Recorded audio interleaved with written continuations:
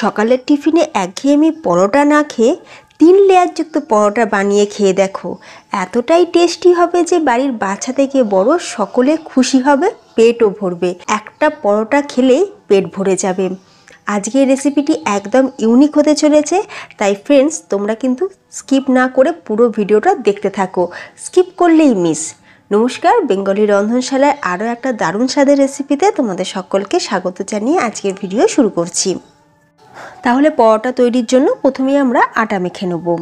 তো এখানে আমি একটা বাউলের মধ্যে নিয়ে নিচ্ছি 2 বাটি আটা। তো তোমরা তোমাদের পরিমাণ মতন আটার পরিমাণটা বাড়িয়ে বা কমিয়ে নিতে পারো। তো এখানে আমি 2 বাটি পরিমাণে আটা নিলাম, সাথে অল্প সামান্য একটু নুন দিয়ে এবার খুব ভালো করে একবার মিশিয়ে নিয়েছি। এরপর আমরা অল্প অল্প করে জল দিয়ে আটাটা ভালো করে মেখে নেব।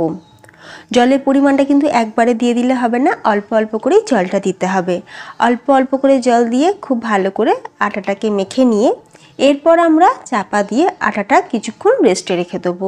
খুব বেশিক্ষণ কিন্তু রাখতে লাগবে না, যেহেতু আমরা এতে কোনো রকম মোটা আটাও ব্যবহার করিনি, আবার সুজিও ব্যবহার করিনি, সেই জন্য এটাকে খুব বেশিক্ষণ রেস্টে রাখার দরকার নেই। 10 মিনিট আমি চাপা দিয়ে রেখে দিচ্ছি। 10 মিনিট পর এরপর দেখো আটাটা খুব ভালোভাবে সেট হয়ে গেছে। এরপর আমরা আটাটা একটু ঠেসে ঠেসে ভালো করে মেখে নেব। এটাই একটু টাইম নিয়ে একটু খাটনির কাজ, মানে খুব বেশিক্ষণ নয়, যেমন বাড়িতে আমরা পরোটা বানানোর জন্য আটা মাখি সেই রকম 1 থেকে 2 মিনিট একটু টাইম নিয়ে ঠেসে ঠেসে ভালো করে মেখে নিয়েছি। এরপর আটা থেকে আমরা লেচি কেটে নেব, ঠিক রুটির থেকে বড় আর পরোটার থেকে একটু ছোট এই রকম টাইপের লেচিটা কেটে নিতে হবে। লেচিটা কাটা হয়ে গেছে, এটাকে সাইড করে রেখে দিলাম। এবার আমরা স্টাফিংটা রেডি করব। তো স্টাফিংয়ের জন্য দেখো আমি এখানে বেশ অনেক রকম সবজি রেখেছি। তোমরা তোমাদের পছন্দ মতন সবজিটা রাখতে পারো, যে সবজিগুলো তোমরা খেতে পছন্দ করো বা যে সবজিগুলো বাড়ির বাচ্চারা খেতে একদমই পছন্দ করে না সেগুলোও কিন্তু দিতে পারো।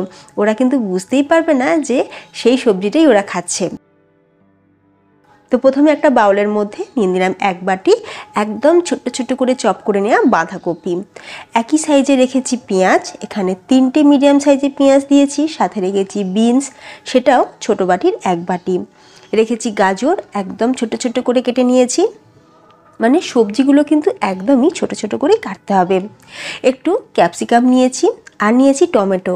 আর টমেটো কিন্তু বীজের অংশটা দিলে হবে না, মানে টমেটোর মধ্যে কোনো রকম জল জল থাকবে না, টমেটোর যে খোসার দিকটা সেটা নিতে হবে। আদাকে চপ করে নিয়েছি, তোমরা চাইলে আদা গ্রেট করে নিয়েও দিতে পারো। কিছুটা পরিমাণে কুচানো ধনেপাতা, ঝালের জন্য কাঁচা লঙ্কা, বাচ্চারা যদি খায় তাহলে কাঁচা লঙ্কাটা না দিলেও চলবে। আর দিয়ে দিচ্ছি কালারের জন্য, দিয়ে দিলাম একটু হলুদ, মানে ওই 2 চিমটি মতন, আর লাল লঙ্কার গুঁড়ো দিয়েছি, স্বাদ অনুযায়ী নুন দিয়েছি, আর এখানে দিয়েছি ভাজা জিরে গুঁড়ো।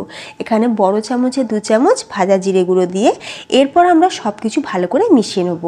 আর এই কাজটা কিন্তু আমাদের তাড়াতাড়ি করে নিতে হবে, যেহেতু আমরা নুন দিয়ে দিয়েছি অলরেডি, তাই পেঁয়াজ বা টমেটো থেকে জল ছেড়ে দেবেন, তাই ঝটপট করে আমরা স্টাফিংটাকে রেডি করে নিলাম।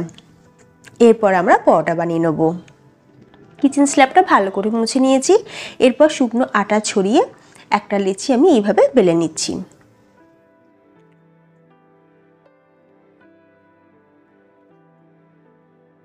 দেখো পরোটার থিকনেসটা ঠিক এই রকম হবে, খুব বেশি মোটাও নয়, আবার খুব বেশি কিন্তু পাতলা করে বেললেও হবে না। এই যে দেখতেই পাচ্ছ। এরপর দেখো আমরা পরোটার ওপর দিয়ে দেবো একটা পাঁপড়। এই যে দেখো এই রকম পাঁপড় আমরা কিন্তু মোটামুটি মার্কেটে পেয়েই যাই, সচরাচর অ্যাভেলেবেল আছে। তো এই পাঁপড়ের সাইজেই কিন্তু আমাদের পরোটাগুলোকে বেলে নিতে হবে। যদি একটু বড়ও থাকে তাহলে অসুবিধা নেই, যেমনটা তোমরা ভিডিওতে দেখছো, তবে এর থেকে বেশি ছোটও করবে না, মানে পাঁপড়ের যা সাইজ পরোটার সাইজটা সেরকমই রাখতে হবে। তো পাঁপড়টা দেওয়ার আগে পরোটার গায়েতে আমি একটু ভালো করে ঘি মাখিয়ে দিলাম, তোমরা চাইলে কিন্তু বাটারও লাগাতে পারো। আর এখানে আমি কিছুটা চিজ গ্রেট করে দিচ্ছি। আচ্ছা, এখানে বলে রাখি চিজের পরিবর্তে তোমরা পনিরও গ্রেট করে দিতে পারো। বাড়ির বাচ্চারা কিন্তু চিজ বা পনির খেতে খুব ভালোবাসে।